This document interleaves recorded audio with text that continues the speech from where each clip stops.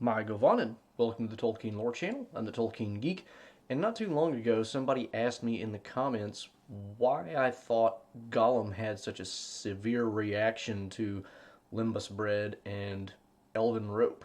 And I'd never really put a whole lot of thought into this, and I had kind of like a vague idea. But the more I thought about it, the more I found the question interesting, and so here is a video answer to that question. Now, the first thing that we might be tempted to think of here is something like the Silmarils, because of all the objects in Middle Earth that we can think of, the Silmarils are the most clearly analogous in that touching them causes evil things pain. It literally burns them. But this analogy fails precisely because of that point. Lembas and Elven Rope don't seem to permanently damage or physically harm Gollum in any way. He just doesn't like their touch. Why would this be then? I mean, it doesn't really seem to make any sense that we could compare them to the Silmarils, and so this actually kind of goes to my original vague idea, which was, Gollum is corrupted and evil, and elvish things are good, and the two, when they come into contact, it causes some, discomfort.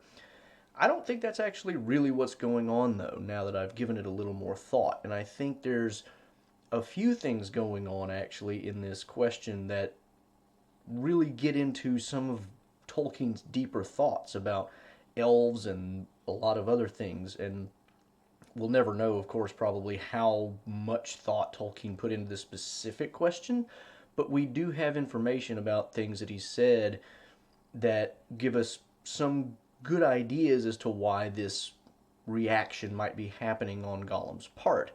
One of those things is that while we tend to think of elves as being more spiritual, say, than humans, it's kind of actually the reverse. Elves are, while it's true that their spirits are in some ways more potent than the spirits of men, and reading The Nature of Middle Earth, which just came out not too long ago, you really get that strongly. But it's also true that they are more earthy, more connected with the natural world. And Tolkien specifically actually says this somewhere, and I don't remember where it is because it's been a long time since I read it. It might be in his essay on fairy stories, but he says something to the effect that elves are actually more natural, more nature oriented than humans. Humans, are in some sense less nature bound than elves. And we can actually get hints of this even in his mythology, because whereas elves are, as far as anybody can tell, tied to the existence of Arda, man's destiny lies beyond Arda. It is outside the circles of the world. And that's why the spirits of men, while they go to Mondos just like elves do, they leave after a short while to go nobody knows where.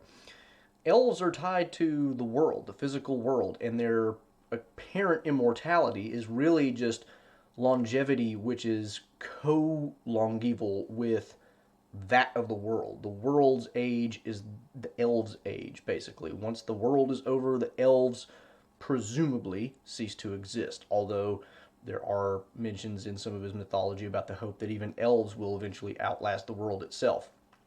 But none of that is clear. What is clear is that man is not tied to the world. And another thing that we get in this regard is the fact that the elves definitely do seem to have a lot more attunement to and control over things in the natural world.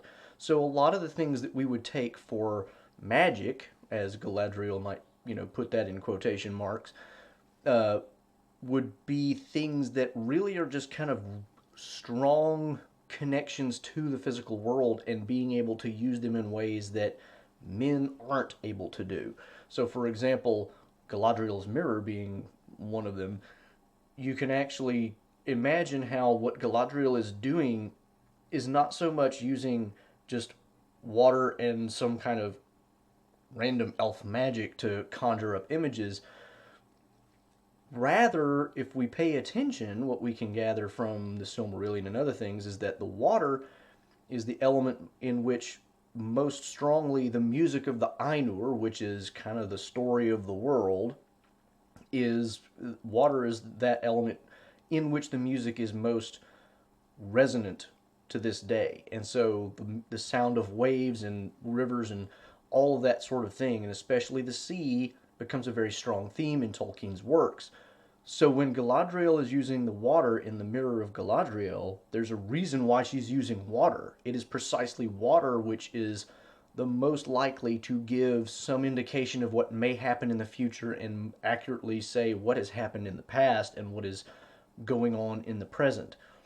So her ability to do this is actually due to a very close connection to the physical world, the stuff of nature. And there are other examples like this. So that's one thing. Why, elves are very nature bound things. Now, why is this particularly relevant in Gollum's case? Gollum, although he is not visibly disappearing, is at least somewhere down the road of what Corey Olsen likes to call Raithification, the Raithification process. He is on his way, to some extent, to becoming a Wraith, which is basically a disembodied spirit. The Nazgul are Wraiths because they have literally outlived their bodies. They have lived on, but their bodies have disintegrated or been absorbed in their spirit or something such that they no longer have visible form. Gollum has not yet begun to lose his visibility, but he's somewhere down that road, more so than Bilbo and more so than Frodo. Bilbo, of course, had it the second longest after Gollum, but even he didn't use the ring a whole lot. Gollum had it for hundreds of years, and even though he didn't use it, on a super regular basis, which is why he's not already a Wraith, he is at least slowly going down that road, and the only reason he's not farther down that road when we meet him in the Lord of the Rings is because he hasn't had the ring in 60 plus years. So, it's been a long time for Gollum. If he got the ring again, he would start going down that road still further. Now, if he is becoming less and less physical, and the elves' magic, to the extent that we can call it magic, is actually very earthy and natural, those two things are very much in opposition. Gollum is becoming less connected with the world and more purely kind of spiritual, and we get this kind of idea from Glorfindel's encounter with the ring wraiths and whatnot. Gandalf tells Frodo later that you saw Glorfindel as he is on the other side, because Frodo was also on that path to Raithification because of the wound of the Morgul blade. He's also becoming a wraith faster than he should because, in addition to carrying the ring, he's also been stabbed with a magic weapon. So he's on this road, and so by the time he sees Glorfindel about to chase down the Nazgul and try to get them to run into the river, he's seeing things on the other side. He even sees the ring wraiths as they are, to an extent, on the other side, in the spiritual realm, not the physical realm. And so we know that the Nazgul kind of exist in that way, and that Glorfindel himself actually kind of exists in both realms at once. Gollum, he's not in the spiritual realm yet, but he is less connected than his previous self to the earthly realm because of the amount of time he's had the ring. And I think this is one aspect of why he has the reaction that he does. This also kind of connects to my other idea, which is along the same lines of evil things hurt by good things, but it's not really quite that simple. This idea is just kind of in the back of my mind, but the more I thought about it, the less it made sense in that broad of a category, but the more it made sense in a slightly more specific, nuanced way.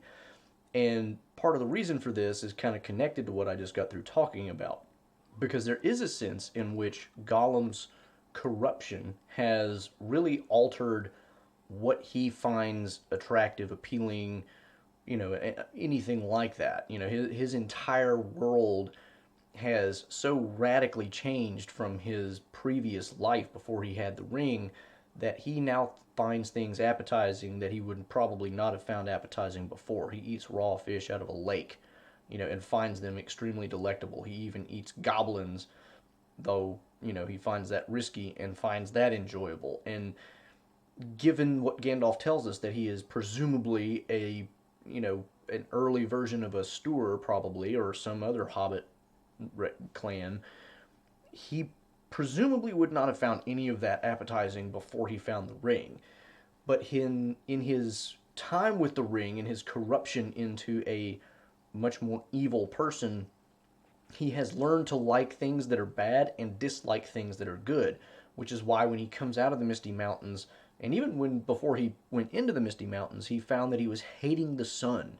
He didn't like beautiful things. He was, he started to hate most everything about the natural world that most of us would think of as, without those things, life would be dreary and not as worth living as it is now. So even though the evil good dichotomy is not quite so simple as Gollum bad, eating good thing or touching good thing makes him hurt, it's still kind of true in the sense that his tastes have been corrupted so much that he can't even like something good. And we get a little hint of this too because when he eats the Lembas and he spits it out and says this is disgusting, and Frodo says, "Well, I think it would actually help you. It would benefit you if you could make yourself eat it. Over time, it would actually make you better." And Gandalf and the elves seem to have kind of the same idea. If we can get him outdoors and have a little bit of freedom and experience the world as normal people like to experience it in the open air, the trees, and the sunlight, if we can get him to do those things over time, we might effect a cure.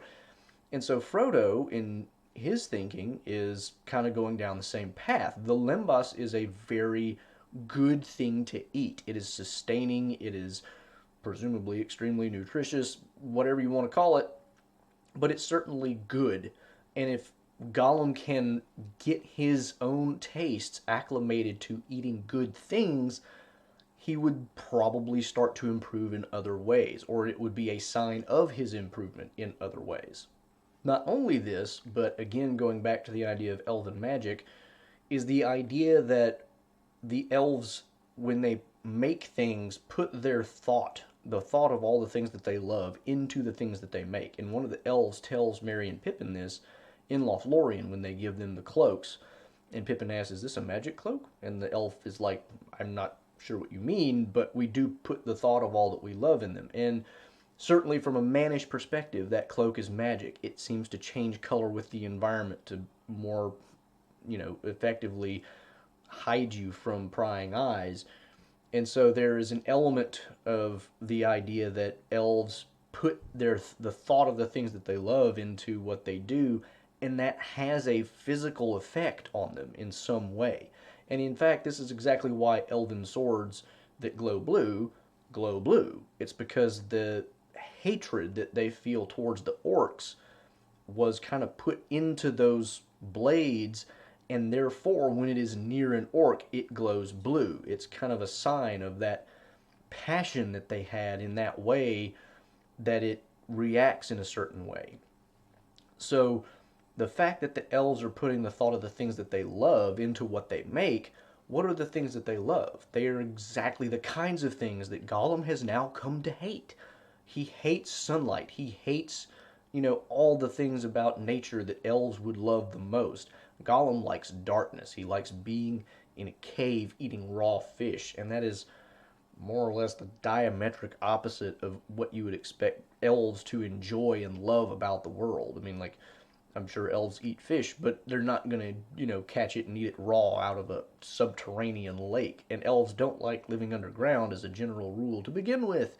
So everything that the elves love and put the thought of into their food and their rope is kind of in a stark conflict with everything that Gollum loves and is pretty much exactly what Gollum hates. And so it is not surprising then that since elven things can have physical effects on the world or just on themselves, that if they're going to have those kinds of effects, another one of those would be that anybody who finds detestable the things that the elves love, they will find the elvish things made with the thought of those things that elven loves detestable as well. And so when an elven rope made with the thought of sunshine and starlight and moonlight and everything else comes into contact with somebody who hates the yellow face and the white face and who thinks that light is terrible, not just for reasons of being shown up to unfriendly eyes, but just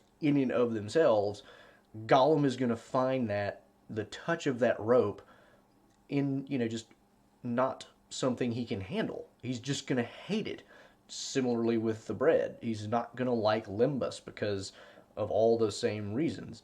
So I think when you really analyze it down, what we come up with is the idea that A, Gollum is at least partially down the road of being anti-physical. He's losing his touch with the physical world, and so the very physical things about elves that they put into their work are kind of opposed to that. But even more strongly, I think, is the fact that everything about elves, the way they make things, is diametrically opposed to everything that Gollum has come to be in his several hundred-year existence with the ring.